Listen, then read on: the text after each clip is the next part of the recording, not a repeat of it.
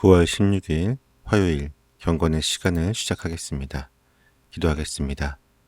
모든 것을 창조하시고 다스리시는 하나님, 오늘도 저희를 주님의 말씀 앞에 불러주시니 감사합니다.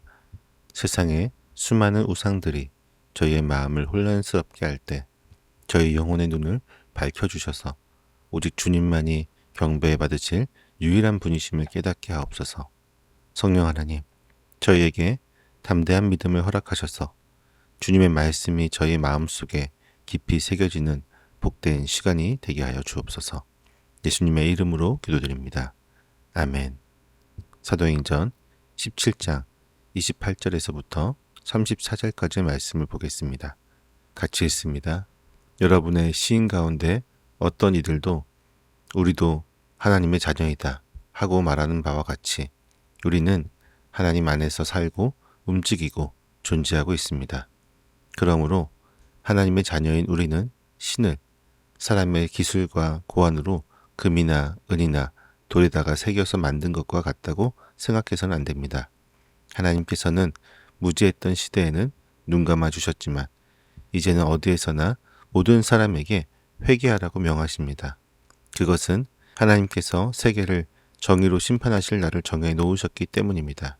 하나님께서는 자기가 정하신 사람을 내세워서 심판하실 터인데 그는 죽은 사람들 가운데서 살리심으로 모든 사람에게 확신을 주셨습니다.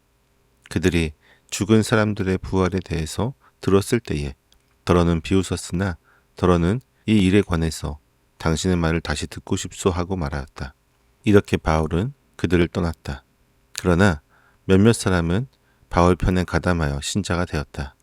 그 가운데는 아레오바고 법정의 판사인 디오노시오도 있었고 다말이라는 부인도 있었고 그 밖에 다른 사람들도 있었다. 아멘.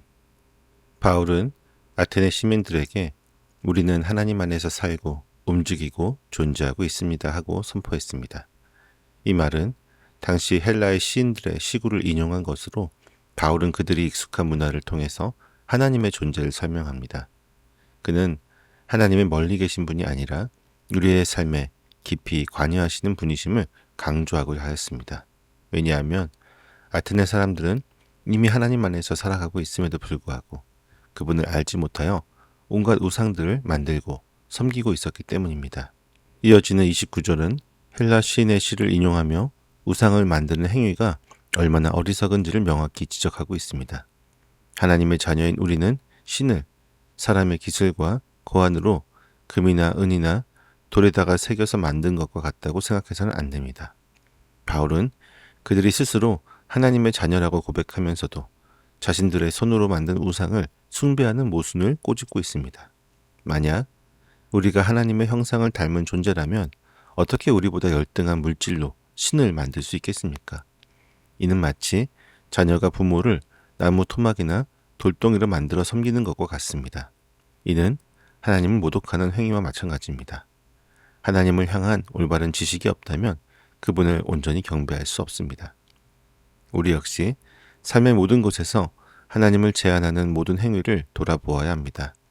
눈에 보이는 성공과 재물, 명예를 하나님보다 더 의지하고 있다면 그것이 바로 우리 시대의 우상입니다. 하나님의 자녀로서 우리는 그 어떤 피조물보다 뛰어나신 하나님만을 예배하고 그분께 우리의 삶을 의탁해야만 합니다. 바울은 계속해서 복음의 핵심 메시지를 전합니다. 하나님께서는 무지했던 시대에는 눈 감아 주셨지만 이제는 어디에서나 모든 사람에게 회개하라고 명하십니다. 과거에는 이방 사람들이 하나님에 대한 참된 지식이 없어서 우상을 섬겼던 것을 하나님께서 어느 정도 용납하셨지만 이제는 예수 그리스도를 통해 구원의 길이 분명하게 드러났기 때문에 그들에게 무지함은 더 이상 변명이 될 수 없습니다. 하나님은 모든 인류에게 회개를 요구하십니다. 온전한 회개란 하나님을 등지고 살았던 삶의 방향을 돌이켜 하나님께로 향하는 삶의 근본적인 변화를 의미합니다. 이러한 회개가 없이는 그 누구도 하나님께 나아갈 수 없습니다. 바울은 31절에서 회개가 왜 필수적인지를 설명합니다. 그것은 하나님께서 세계를 정의로 심판하실 날을 정해 놓으셨기 때문입니다. 하나님은 온 세상을 공의로 심판하실 것이며 그 심판의 기준은 바로 그분이 정하신 한 사람, 곧 예수 그리스도이십니다.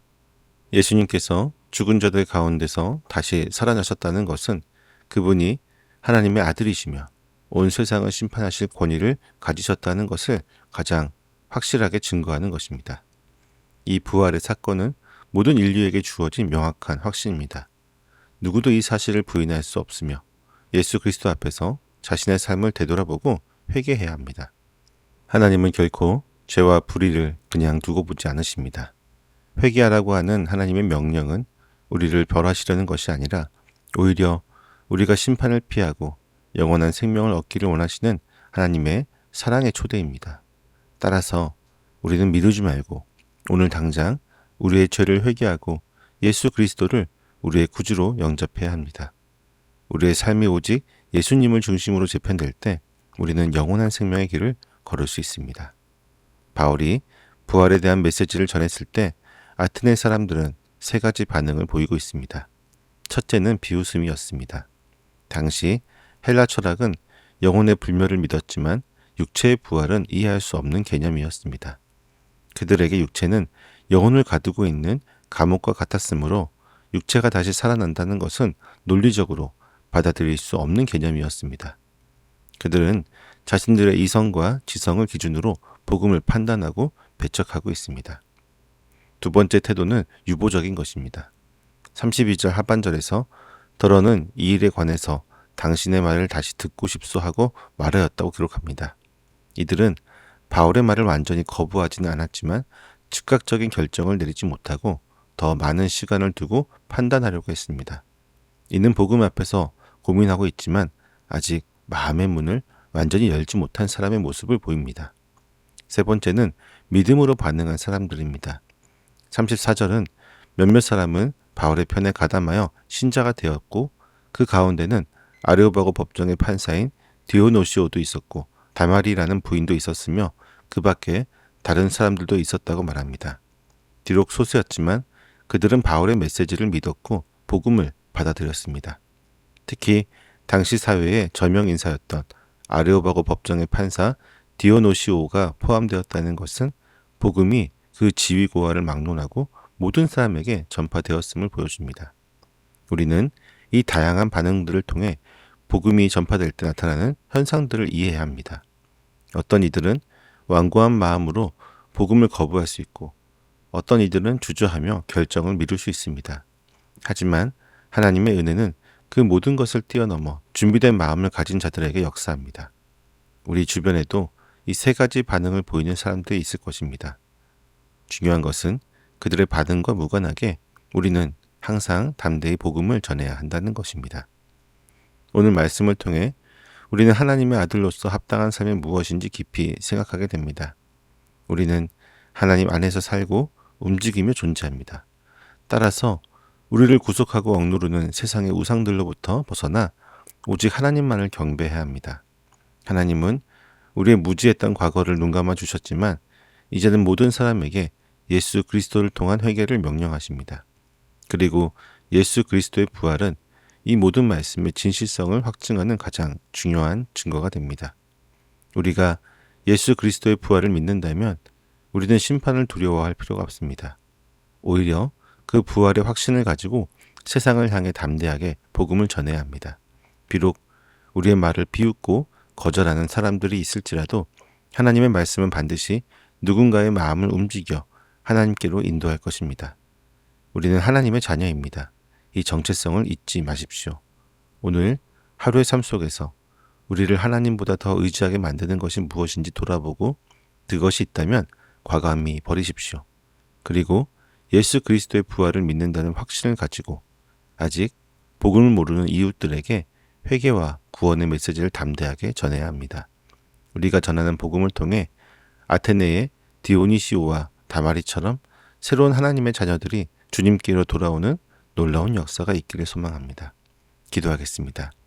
온 우주 만물의 주인이신 하나님, 오늘 말씀을 통해 저희에게 사람의 손으로 만든 헛된 우상을 버리고 오직 주님만을 경배해야 한다는 진리를 깨닫게 하시니 감사합니다.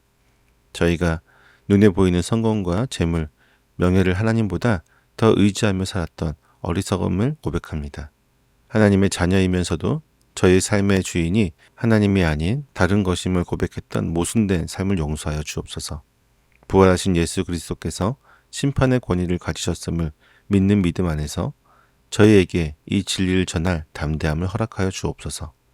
비웃음과 조롱 속에서도 흔들리지 않는 확신을 주시고 저희의 삶이 오직 주님의 부활을 증거하는 통로가 되기를 간절히 소망합니다.